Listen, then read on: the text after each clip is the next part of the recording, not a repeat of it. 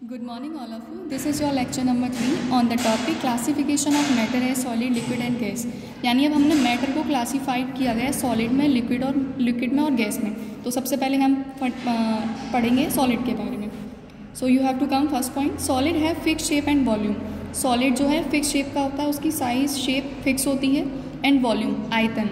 Solid can not be compressed. जो हमारा solid है उसको हम कंप्रेस नहीं कर सकते, यानी छोटा या बड़ा नहीं कर सकते, क्योंकि उसकी जो शेप साइज़ है वो फिक्स होती है. Solid have high densities. उसकी डेंसिटी हाई होती है, यानी वो हैवी वेट का होता है. Solid not fill their container completely.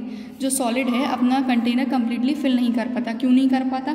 क्योंकि वो फिक्स शेप का होता है, तो जो उसके मॉलिक्यूल्स होते हैं उनके पास बिल्कुल भी पावर नहीं होती है वो इधर से उधर मूवमेंट कर सके. Solid do not flow. जो सॉलिड है वो फ्लो नहीं कर पाता है, क्योंकि वो फिक्स शेप का होता है. Solid have high melting and boiling points. यानी अगर सॉलिड को आप लिक्विड में या गैस फॉर्म में चेंज करेंगे तो उसका हाई मेल्टिंग और बॉइलिंग पॉइंट्स होता है. Come to the next, liquid. Liquid में हमारा फर्स्ट पॉइंट है liquid have no fix shape. यानी इसकी कोई भी फिक्स्ड शेप नहीं होती. इरेगुलर इन शेप, यानी कोई भी शेप हो सकती है. जैसे आप अगर बाउल में पानी कर रहे हैं तो बाउल की शेप होगी, अगर ग्लास में पानी कर रहे हैं तो ग्लास की शेप होगी. लिक्विड है फिक्स वॉल्यूम, और उसका फिक्स वॉल्यूम होगा. यानी आप जैसे बर्तन में उसको डाल रहे हैं लिक्विड को, वो वैसी ही शेप लेगा और उसी का वॉल्यूम होगा. Liquid can easily compress. Liquid को हम इजीली कंप्रेस कर सकते हैं. यानी अब मान लीजिए जैसे आपने पानी कटोरी में करा, लेकिन अब आप उसको ग्लास में कर रहे हैं तो वो उसकी शेप एंड साइज चेंज हो जाएगी. Liquid do not fill their container. Liquid भी अपने कंटेनर को फिल नहीं कर पाता है, क्योंकि जो इसके मॉलिक्यूल्स हैं वो मूवमेंट करते हैं, लेकिन बहुत कम मूवमेंट करते हैं. Liquid generally flow easily. Liquid जो है हमारा ईजिली फ्लो करता है. And the last point in liquid, liquid have low melting and boiling point than solid.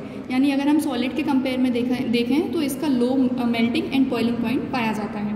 Then है आपका गैस. गैस है no fix shape and volume. इसकी कोई फिक्स शेप एंड वॉल्यूम नहीं होती है. They can easily compressed. इसको easily compress किया जा सकता है. Gases flow easily.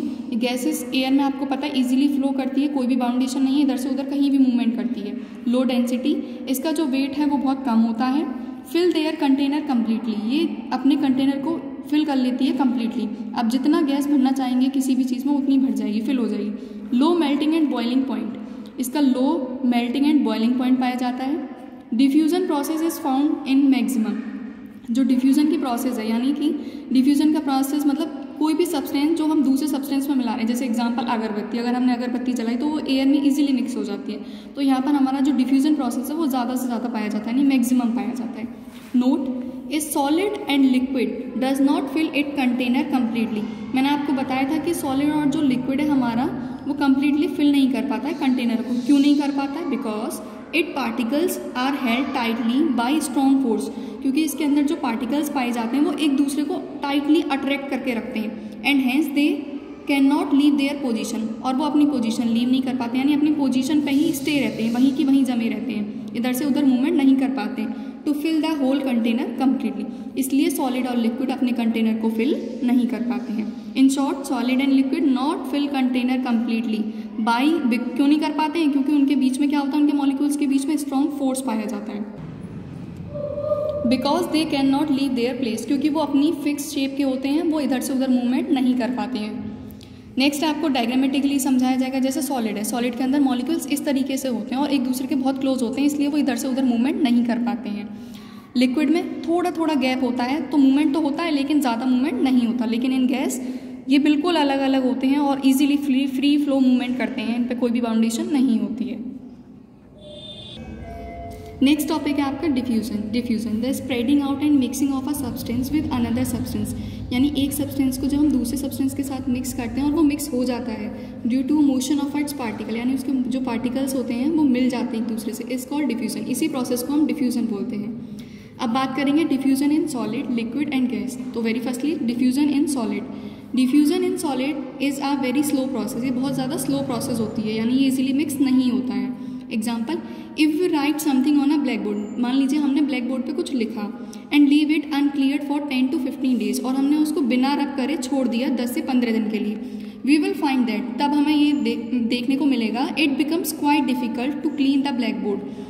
आपको देखने के लिए ये मिलेगा कि वो उसमें मिक्स भी नहीं होगा और वो डिफ़िकल्टी के साथ क्लीन होगा, यानी इजीली आप उसे साफ़ नहीं कर सकते. यानी वो उसके साथ मिक्स भी नहीं हुआ ब्लैक बोर्ड के साथ और वो इजीली साफ भी नहीं होगा.